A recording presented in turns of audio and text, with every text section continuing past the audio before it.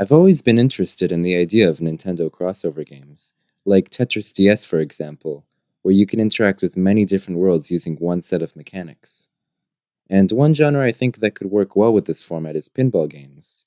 So today I present to you Nintendo Pinball Arcade, an arcade of pinball tables related to Nintendo series. The game is free on eShop, though you could also buy a retail copy for $10, just because I like the collector value. The game comes with 3 tables and the rest are unlocked through Amiibo, or alternatively you could purchase the individual boards for $1 each.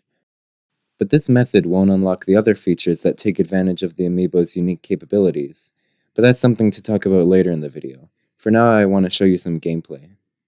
The gameplay is much like a standard pinball table, as you might expect, though since it's not constrained by physical limitations, the boards feature unique aspects to them that are distinctly more video gamey.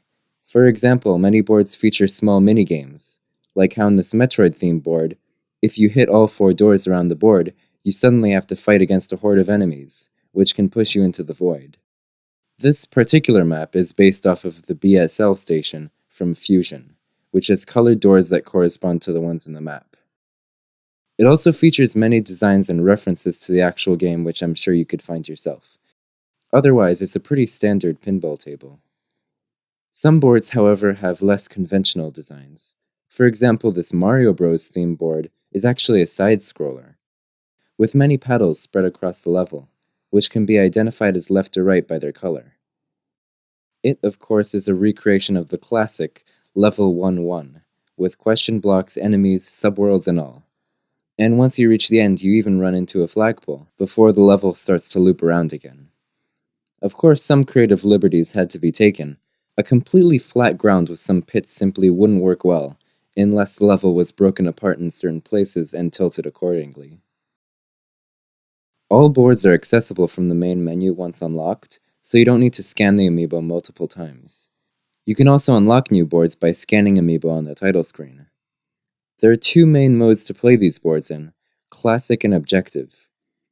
Classic is just like normal pinball, where you aim for the highest score on one pinball board, and Objective is where you aim for the highest score across multiple boards, moving on to another random board once you've fulfilled an objective, like beating a horde in the Metroid board, or reaching the end of the loop on the Mario board.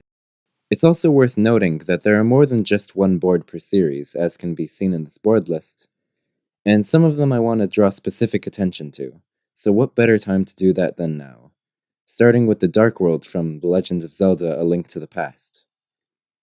In this board, you earn points by destroying skulls and crossing bridges, though by collecting the giant bomb, you can also destroy the wall on the left and enter the cave, which is the objective of this map.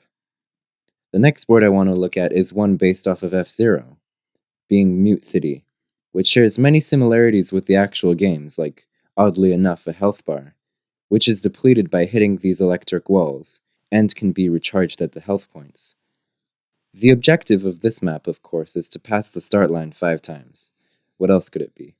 Though now I'd like to return to the title screen to talk about multiplayer. Another major part of this game is multiplayer, where you compete against another player to get a higher score in either of the 2 single-player modes. It functions similar to Tetris, where the better you do, the more negative effects are given to your opponent, for example, higher gravity or greater elasticity. Though unlike Tetris, if you don't have any friends, you can summon an amiibo of any kind. Every amiibo has their own profile, which saves their top score and number of games played. Similar to the functionality in Super Smash Bros., they also learn from their opponents, and can even adopt different styles of play depending on what they learn. And of course, if you wanted to, you could fight 2 amiibo against each other.